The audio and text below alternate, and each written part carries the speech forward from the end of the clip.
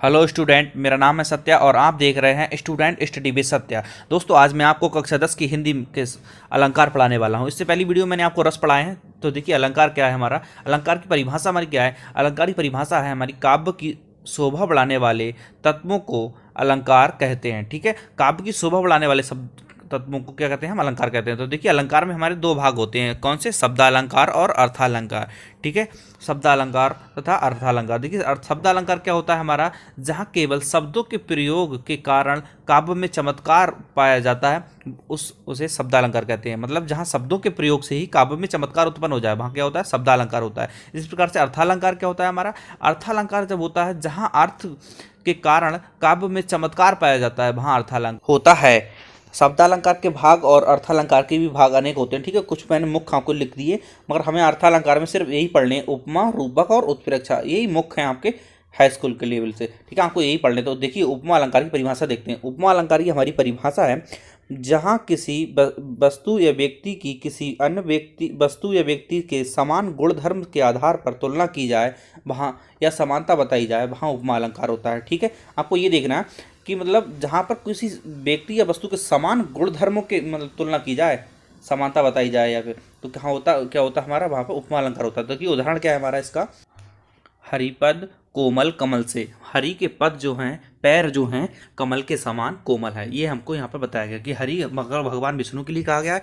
उनके पैरों की तुलना जो है कमल के समान कोमल से की गई, कमल के फूल की कोमलता से की गई है।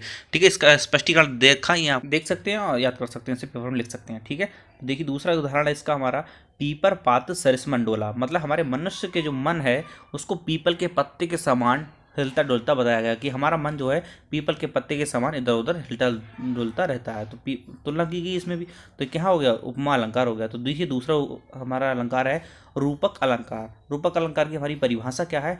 परिभाषा है मतलब इसमें देखिए, उपमा और उपमा की। ठीक है, जहाँ उपमेय में उपमान का भेद रहित आरोप किया जाता है, अर्थात अभिन्नता प्रकट की जाए, वहाँ रूपक अलंकार होता है। आपको ये ध्यान रखना है कि उपमेय उपमान का अब यहाँ पर भेद रहित आरोप हो रहा है। ठीक है, तो वहाँ पर क्या होगा, हमारा रूपक अलंकार होगा। आप इसे उदाहरण के माध्यम से और अच्छे समझेंगे। तो चलिए, उदाहरण क्या है इसका, उदाहरण लिखते हैं। उदाहरण है हमारा, चरण कमल बंद हरिराई। यहाँ पर चरण में जो कमल का भेद न रखकर एक रूपता दर्शाई गई है। मतलब चरण को कमल के स्वरूप के बताया गया है। चरण जो हैं, हरि के पैर हैं, उनको कमल के समान बताया गया है, एक ही रूप के बताए गए हैं। इसलिए यहाँ पे क्या हो गया, रूपक अलंकार हो गया। दूसरा हमारा है उत्प्रेक्षा अलंकार। उत्प्रेक्षा अलंकार की परिभाषा है, जहाँ उपमेय में उपमान की संभावना की जाए, वहाँ उत्प्रेक्षा अलंकार होता है। रूपक में क्या था, क्या, जहाँ उपमेय में उपमान का भेद रहित आरोप हो, और यहाँ पर क्या है, संभावना की जाए। ठीक है, ये उत्प्रेक्षा अलंकार होगा। पेपर में कभी कभी हमसे परिभाषा ना पूछकर एग्जाम्पल दे देता, पूछता ये कौन से मतलब अलंकार का उदाहरण है। तो इसमें देखिए, नोट्स मैंने आपको कुछ देखा दिए, मनु, मानो, जानू, जानो, जिस कुछ शब्द जो होते हैं इसके उदाहरण उत्प्रेक्षा अलंकार के उदाहरण में हमेशा आते हैं। इनमें से एक न एक शब्द जरूर आएगा। ठीक है, तो देखते हैं उदाहरण में कैसे है। उदाहरण है इसका, सोहत ओढ़े पीत पट श्याम सलोने गात, मानो नील मणि शैल बर अब तू पर्यो प्रभात। देखिए, इसमें क्या गया, मानो के यहाँ लिखा गया है यहाँ पर। ठीक है, तो वही शब्द आ गया इसमें। तो ये क्या गया, उत्प्रेक्षा अलंकार का उदाहरण है। ठीक है, और इसमें देखिए क्या क्या आ गया, श्याम का जो शरीर है नीला, वो नीलमणि शैल के समान है, पर्वत के समान है। और जो पीले वस्त्र पहने हैं वो सूर्य के प्रताप के समान है, सुबह के प्रातः के सूर्य के समान है। ठीक है, इस पे उत्प्रेक्षा अलंकार का उदाहरण हो गया। तो देखिए, उसका दूसरा उदाहरण हम और देख लेते हैं। धाय धाम काम सब त्यागी, माहू रंग निधि लूटन लागी। ठीक है, यह उदाहरण लिख सकते हैं आप इसमें, उत्प्रेक्षा अलंकार का उदाहरण। इसमें देखिए, माहू शब्द आ गया यहाँ पर, तो ये किसका उदाहरण हो गया हमारा, उत्प्रेक्षा अलंकार का। ठीक है, तो यहाँ पर ये उत्प्रेक्षा अलंकार का उदाहरण हो गया। इसी प्रकार से हम और सारे उदाहरण लिख सकते हैं। तो उम्मीद करते हैं आपको ये वीडियो पसंद आया होगा।